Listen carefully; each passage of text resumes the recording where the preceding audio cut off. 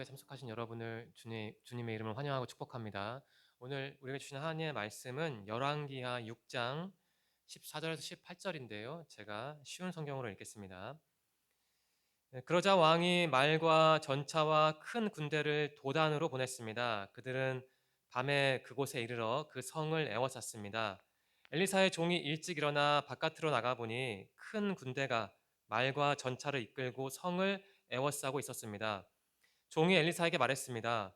주인님, 어떻게 하면 좋겠습니까? 엘리사가 말했습니다. 두려워하지 마라. 우리를 위해 싸우는 군대는 저 군대보다 더 강하다.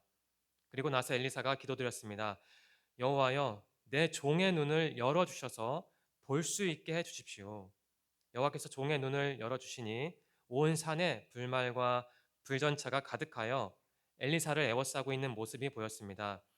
적군이 엘리사에게 다가오자 엘리사가 여호와께 기도드렸습니다. 저 사람들의 눈이 멀게 해 주십시오. 그러자 엘리사의 기도대로 여호와께서 아람 군대의 눈을 멀게 하셨습니다. 아멘.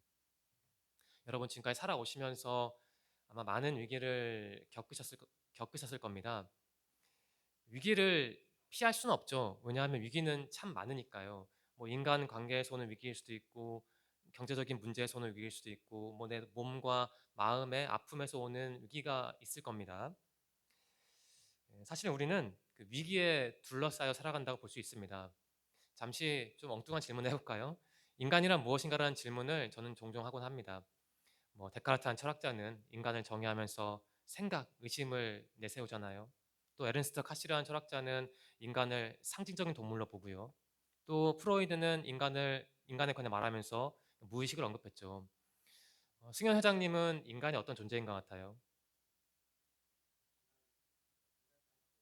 네, 네, 생각하는, 그러니까 사유하는 생명체라는 얘기죠. 어려운 말로 하면. 네. 본문 말씀에 기초하면 인간은 그 위기의 존재입니다. 위기라는 단어를 기억하시면 좋을 것 같습니다. 삶의 환경에 따라서 얼마든지 포위될 수 있는, 얼마든지 고통을 당할 수 있는 연약한 존재가 바로 인간이라는 거예요. 본문 말씀에 의거하면요. 저는 고등학교 때 꿈이 고려대학교였습니다. 뭐 지금도 그 과가 있는지 모르겠는데요. 지구환경 과학부를 목표로 열심히 공부했지만 결국 실패했죠. 벌써 25년도 넘은 일이지만 당시의 그 절망감과 패배감을 기억합니다. 그 합격하지 못했다, 갈 수 없다라는 소식을 들었을 때 느꼈던 막막함, 두려움 같은 게 지금도 잊혀지지 않습니다. 그 대학 입시에 실패한 게 저에게는 두 번째로 큰 인생의 위기였어요. 당시 저희 아버지는 타지에서 일을 했습니다. 대학 입학이 불발됐다라는 소식을 들고 저는 어느 날 어머니와 함께 그곳으로 갔습니다. 저희 집에서 대중교통으로 한 2시간 반, 3시간 걸리는 좀 먼 도시에 있었죠.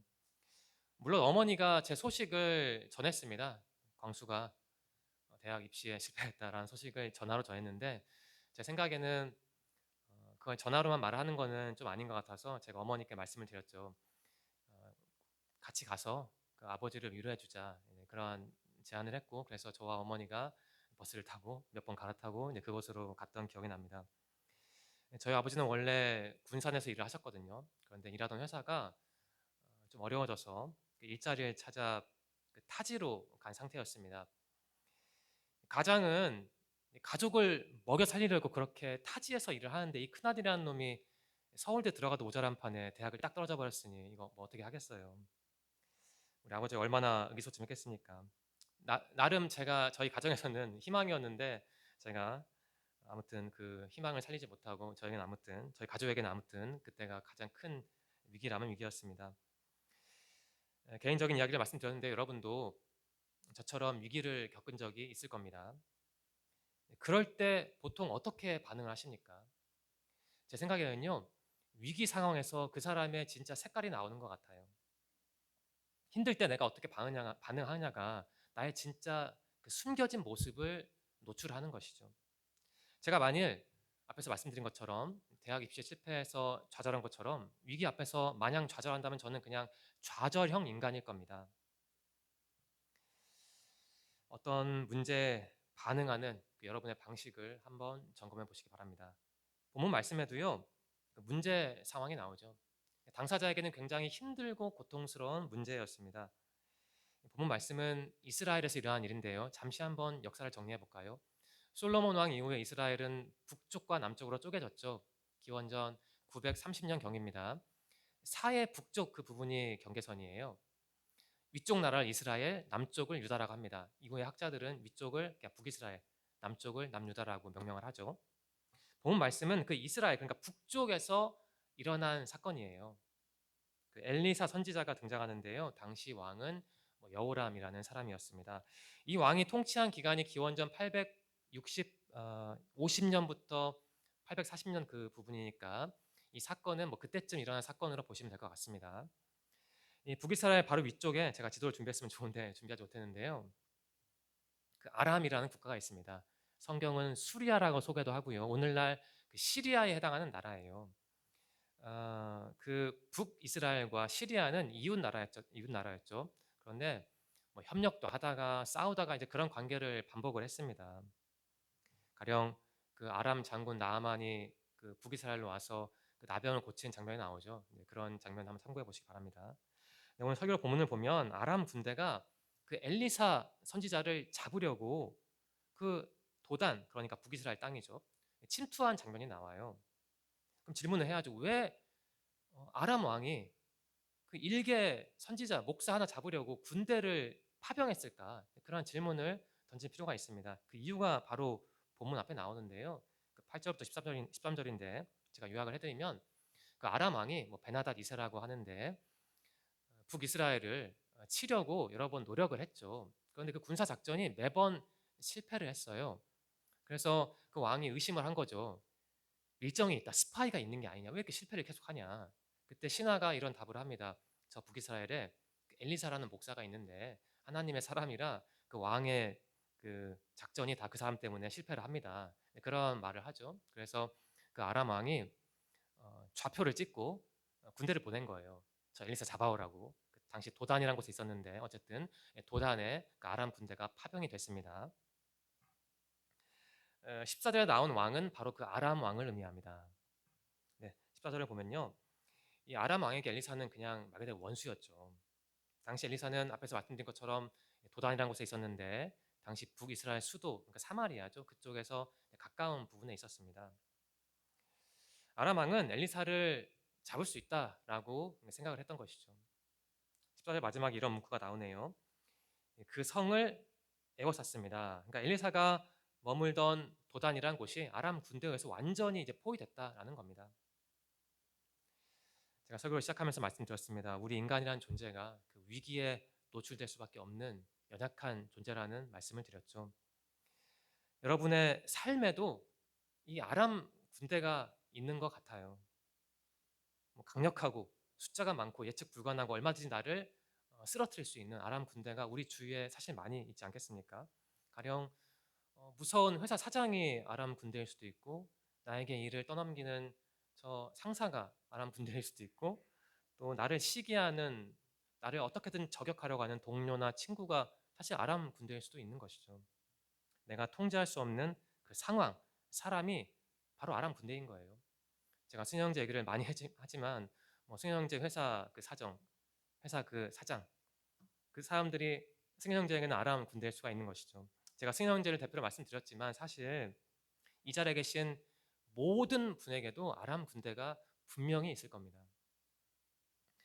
14절 마지막 부분에 그 성을 에워쌌습니다라는 문구가 있는데, 이런 문구를 그냥 강 건너 불구경하듯이 남의 일로만 보지 마시고 여러분 자신에게 한번 적극적으로 적용을 해보시기 바랍니다. 그래야 이 말씀에서 교훈을 추출할 수 있을 거예요. 네, 우리는 그렇게 둘러싸일 수밖에 없습니다. 포위될 수밖에 없습니다. 고통을 당할 수밖에 없는 것이죠. 위기의 존재인 겁니다. 하지만 우리는 거기서 멈추면 안 되죠. 왜냐하면 우리는 그리스도인이니까요. 참 내 인생이 힘들다 라는 생각만 하지 마시고, 그럼에도 불구하고 하나님은 내 곁에 계신다 라는 생각도 더 자주 많이 해보십시오. 제가 앞에서 두 가지를 말씀드렸죠. 인생이 힘들다, 또 하나는 그럼에도 불구하고 하나님은 살아 계신다. 이 둘 중에 전자만 주로 보는 사람, 그러니까 인생의 힘든 것만 보는 사람은 그냥 문제가 해결이 잘 안 되겠죠. 하지만 그 후자, 그러니까 하나님이 살아계신다라는 것을 더 자주 보는 사람은 아마 인생의 문제가 반쯤은 해결될 겁니다. 저는 그렇게 말씀을 드리고 싶습니다. 그렇다면 이 세상과 하나님 중에 우리가 하나님을 더 바라봐야 하는데 과연 어떻게 하나님을 말은 쉬운데 어떻게 하나님을 더 자주 바라볼 수 있을까? 간단하죠. 성경을 잘 읽고 자주 읽고 정밀하게 읽고 해석을 하고 또 기도를 하는 것.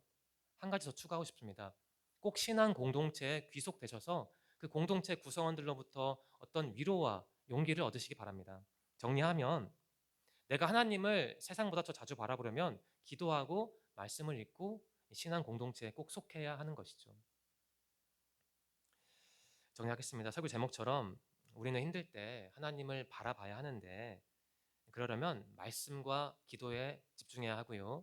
또한 여러분이 속한 이 신앙 공동체를 소중하게 여기시고 그 공동체에 속해 있는 다른 형제 자매를 역시 소중하게 여기시기 바랍니다. 이어서 15절을 볼까요? 그 엘리사의 종이 아람 군대를 발견하고 당황하는 장면이 나오죠. 이렇게 말을 하네요. 주인님, 어떻게 하면 좋겠습니까? 이런 말을 합니다. 저는 이 부분을 묵상을 해보았습니다. 이 엘리사의 종은 일반적인 종이 아닙니다. 그러니까 엘리사라는 A급 선지자의 종이잖아요. 많은 것을 봤을 거예요. 분명히 기적을 보았을 겁니다. 가령 그 아람 장군 나만 장군이 엘리사에게 와서 그 나병을 고침받는 장면도 분명히 봤을 거예요. 그런데 그런 사람이 하나님의 능력을 옆에서 본 사람이 이렇게 위기 앞에서 마음이 그냥 녹아내리는 상황인 겁니다. 여러분 때로는 여러분의 모습이 이 종과 같지 않습니까? 어떻게 하면 좋냐라고 당황하는 종과 같지 않습니까? 여러분 주위에 엘리사 같은 분들이 있을 겁니다. 그게 담임 목사님일 수도 있고 부모님일 수도 있고 또 유튜브에 나오는 유명한 목사님 가령 세바시 김동원 목사님일 수도 있죠. 우리 주위에 엘리사 같은 사람들이 있습니다. 하지만 우리가 그 사람들에게 위로를 얻지만 우리에게 위기가 오면 우리는 이 종처럼 그냥 속절없이 무너질 때가 분명히 있는 거예요. 저는 한번 상상해 보았습니다. 엘리사의 이 종이 어떠한 신앙을 가진 사람이었을까? 좀 부족한 사람이었던 것 같습니다. 물론 완벽한 사람은 없지만 제가 드리는 말씀은 이 종은 엘리사의 종은 하나님을 물론 믿었겠지만 하지만 그 온전한 믿음은 아니었던 거예요. 그 믿음이. 제가 전에도 말씀드렸는데요. 하나님을 그냥 믿는 것과 온전하게 믿는 것은 정말 다른 것 같습니다. 하지만 사람들은 은근히 착각을 하는 것 같아요. 그냥 믿는 것과 온전히 믿는 것을요. 그냥 믿는 건 다 믿을 수 있죠. 타 종교인도 예수의 존재를 믿습니다. 하지만 그들의 믿음이 온전한 믿음일까요? 그렇지 않죠. 그러면 온전한 믿음은 뭘까? 위기 상황에서도 내가 아무리 고통스러워도 한 번이라도 더 주님을 보려고 노력하는 사람이 바로 온전한 믿음을 가진 사람이죠. 제가 최근에 여러 번 인용한 말씀인데요. 시편 23편 4절인데 제가 다시 한번 읽어드리겠습니다. 내가 음산한 죽음의 골짜기를 지나가게 된다 하더라도 나는 겁나지 않습니다. 그것은 주님께서 나와 함께 계시기 때문입니다. 주님의 막대기와 지팡이가 나를 든든하게 보호해 줍니다. 라는 말씀이 있죠. 이게 바로 온전한 믿음이라는 겁니다. 이 시편 기자는 분명히 고백을 하죠. 자기가 음산한 죽음의 골짜기를 가고 있대요. 학자들에 따르면 다윗이 자기 아들 압살롬에게 쫓길 때, 그러니까 목숨이 왔다 갔다 할 때 쓴 시가 바로 시편 23편이라고 합니다. 그러니까 잡히면 무조건 죽임을 당할 수밖에 없는 상황에서 쓴 시가 이 시라는 거예요. 근데 지금 이 사람은 주님의 지팡이와 막대기를 고백을 하잖아요. 자기는 괜찮다고 하잖아요. 사실 좀 깊이 묵상해 보면 쉽게 이해할 수 있는 말씀은 아닙니다. 저는 이 다윗이 썼다고 치면 다윗이 아주 솔직하게 말한 것 같지는 않아요. 어떻게 겁이 안 나겠어요? 겁이 나죠. 제 생각에 이 고백은 이런 거예요. 하나님, 나는 인간으로서는 참 겁이 나고 고통스럽지만 신앙인으로서는 그렇지 않다는 거예요. 그래서 이런 고백을 하죠. 주님께서 나와 함께 계시기 때문입니다라는 고백을 하고 또 이렇게 말하잖아요. 주님의 지팡이와 막대기가 나를 든든하게 보호해 준다고요. 지팡이와 막대기 사실은 거의 비슷한 단어인데 이 시편 기자가 이 단어를 그러니까 반복한 거죠. 쓴 이유가 있습니다. 그러니까 이중 장치를 하는 거예요. 그만큼 하나님이 나를 온전히 완벽하게 보호해 준다는 겁니다. 요즘은 현관문이 다 도어락, 디지털 도어락인데 뭐 아시겠지만 예전에는 그 아파트 현관문이 연관문에 그 이중 장치가 있었습니다. 뭐 아래도 있고 위에도 있고 이제 그런 장치가 있었는데 저는 이 시편 말씀을 묵상하면서 당시 제가 살았던 아파트 그 현관문에 잠금 장치가 기억이 났어요. 부모님이 외출하셨을 때 뭐 혼자 있으면 무서우니까 제가 그 잠금 장치를 단단하게 걸어 잠궜던 그리고 마음에 좀 안도감을 얻었던 그 순간이 기억났는데 어쨌든 주님의 막대기와 지팡이는 그런 거예요. 주님이 그만큼 우리를 이중 삼중으로 구원해 주신다, 보호해 주신다. 이제 그렇게 이해하시면 될 것 같습니다. 네, 이 시편 기자는 죽음의 골짜기 앞에서 겁이 났습니다. 하지만 그 상태에서 머무른 게 아니고 시선을 옮겼죠. 자기에게 소망을 주시는 하나님께 시선을 옮긴 겁니다. 자기에게 힘들 때 힘을 주시는 그 주님을 바라본 것이죠. 그러니까 주님이 그분이 내 문제를 얼마든지 해결할 수 있겠다라는 믿음을 품었기에 그렇게 고통스러운 위기의 상황에서도 주님을 바라볼 수 있었던 거예요. 그게 온전한 믿음이라는 겁니다.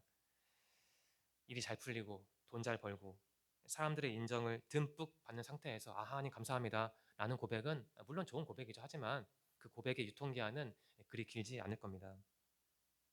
진짜 믿음, 진짜 신앙 고백은 이 사람처럼 위기 상황 속에서도 하나님이 나와 함께 하신다.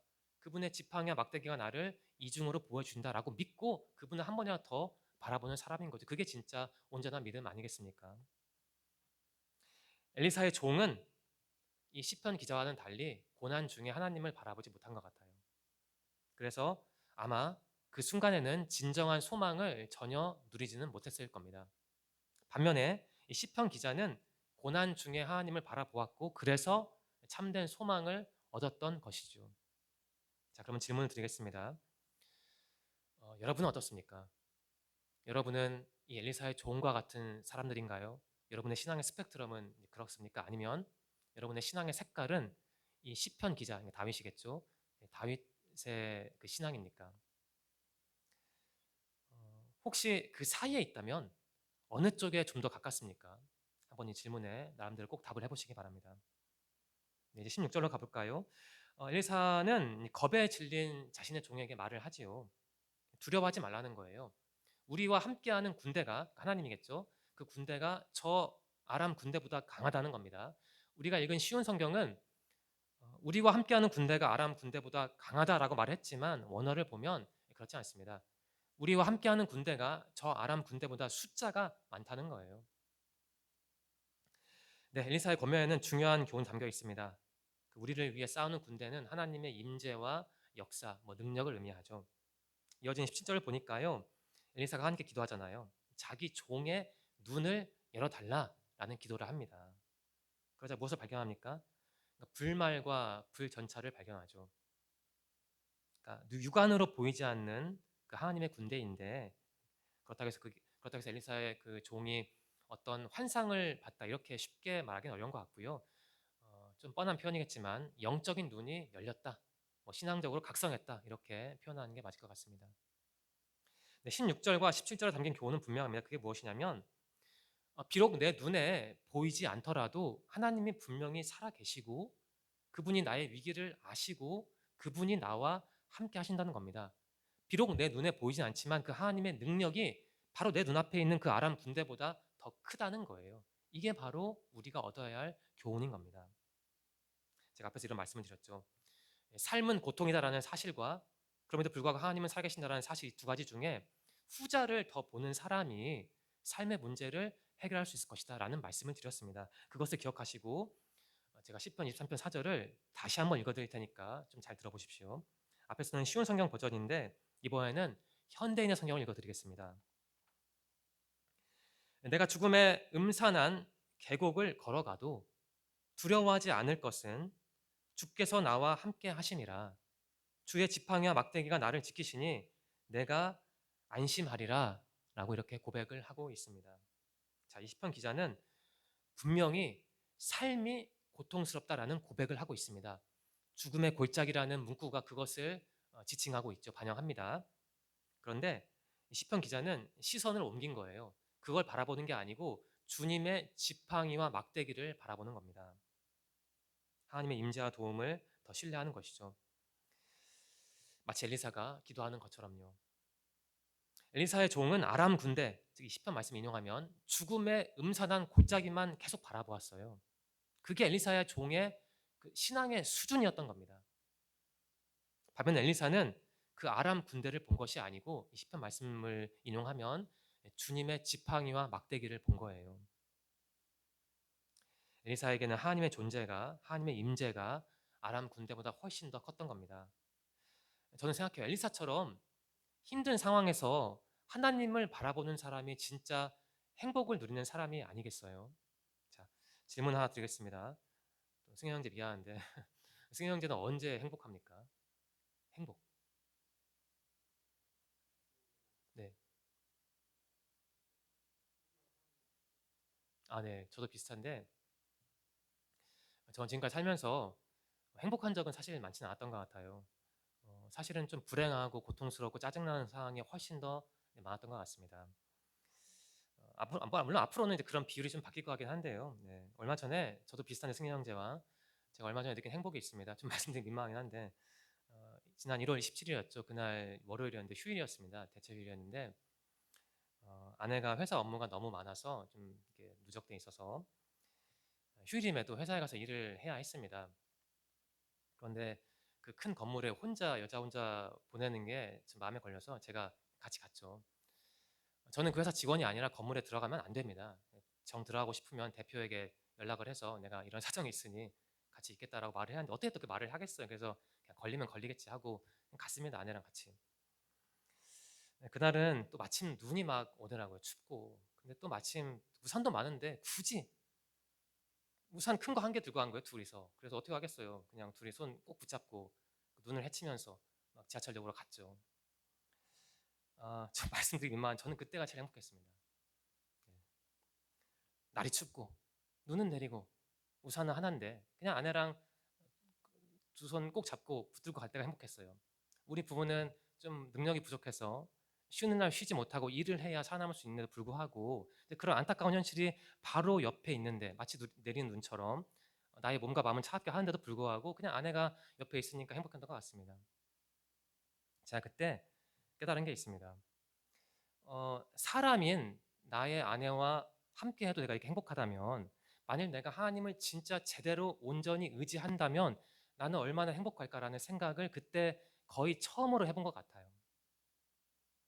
나를 사랑하는 내가 사랑하는 주님과 함께 한다면 내 인생길에 눈이 내려도 비가 와도 얼마든지 행복할 수 있는 것 같아요. 그러니까 엘리사가 그걸 보여준 것 같아요. 아무리 아람 군대가 많고 나를 얼마든지 죽일 수 있는 상황이어도 하나님이 내 옆에 계시니 나는 괜찮다. 그런 말을 하는 게 아니겠습니까? 이제 마지막 18절로 갈게요. 엘리사는 기도했습니다. 저 아람 군대의 눈을 좀 어둡게 해달라는 기도였죠. 그러자 하나님은 그 기도를 들어주시고 그 군인들의 눈을 어둡게 만드셨습니다. 그럼 눈이 어둡게 됐다는 게 뭘까? 정말 눈이 멀었다는 거 그럴 것 같지는 않습니다. 제가 읽진 않았는데요. 19절 한번 읽어보십시오. 19절을 보시면 그 군인들의 눈이 실제 이제 멀었다는 건 아니고요. 그 상황을 보면 그 판단력이 흐려져서 좀 제대로 대응을 하기 어려운 상황에 빠졌던 것 같아요. 그렇게 하나님이 만드신 것 같습니다. 아무튼 그들의 판단력이 흐려졌고요. 그 힘이 무력화된 것이죠. 엘리사의 종을 힘들게 했던 그 문제가 이제 해결된 겁니다. 자, 오늘 설교의 제목은요. 힘들 때 하나님을 바라보라는 건데요. 어떤 문제가 발생했을 때 그 문제보다는 하나님을 더 바라본다는 게 과연 무슨 뜻일까? 그게 무슨 뜻일까? 이렇게 정리하겠습니다. 세상이 아니라 그 나에게 위기를 주는 그 세상이 아니라 사람이 아니라 나에게 소망과 희망을 주는 하나님을 바라본다는 것은 다른 게 아니고요. 기도한다는 겁니다. 이것을 꼭 기억해 주셨으면 좋겠어요. 기도한다는 거예요. 기도. 힘들 때. 그러면 기도가 뭘까요? 승현 형제 기도가 뭡니까? 네, 하나님과의 교제를 기도라고 하죠. 좀 좁혀보면 기도는 간단해요.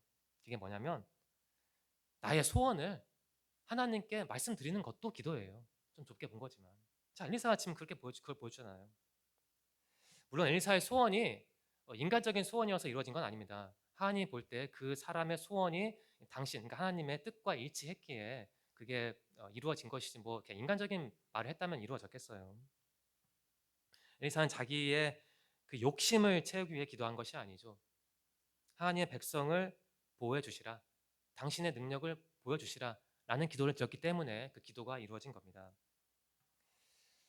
여기서 우리는 한번 생각을 해볼 수 있습니다. 과연 응답받는 기도가 무엇일까? 저는 이렇게 생각해요.